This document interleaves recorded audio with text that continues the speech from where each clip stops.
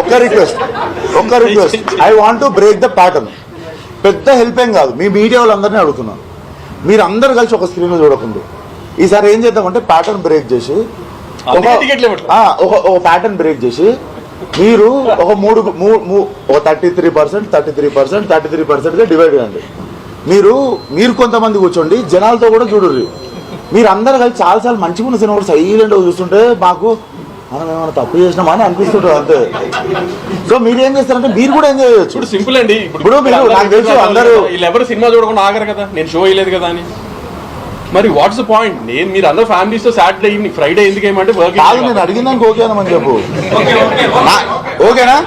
ఈసారి morning show పడేది, ఈసారి మీరందరూ ఒకటే దాంట్లో చూడట్లేరు, మీరు సగం ఆడియన్స్ సగం అట్లా చూద్దాం ఈసారి. డన్ కదా, మీరు ఓకే అన్నారు, డన్ ఓకే అన్నారు, నువ్వు అది ఓకే కదా, డన్. అది ఒక్కటి చేయదు, లేదని లేదు, ఓకే అన్నారు.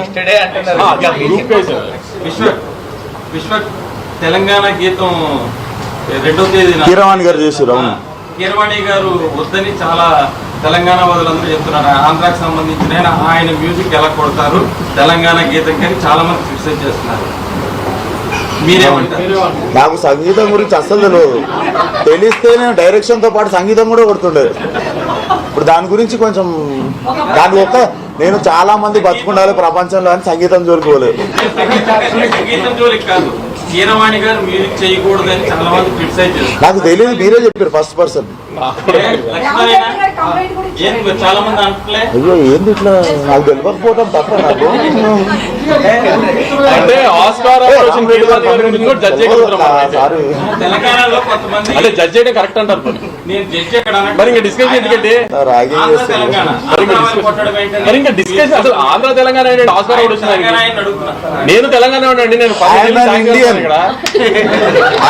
ఇండియన్, నేను భారతీయుడిని. ఇండియన్ 2కి ఆల్రెడీ టికెట్లు కొనుక్కున్నాడు. ఏషియన్ సునీల్ గారికి ఫోన్ చేసి స్క్రీన్ నెంబర్ 1లో రెక్లైనర్ లో A1 2 3 4 5 నాకు కావాలి అని ఆల్రెడీ బుక్ చేసుకున్నా. I'm Indian. యూరోపియన్ సినిమాలు కూడా చూస్తారు.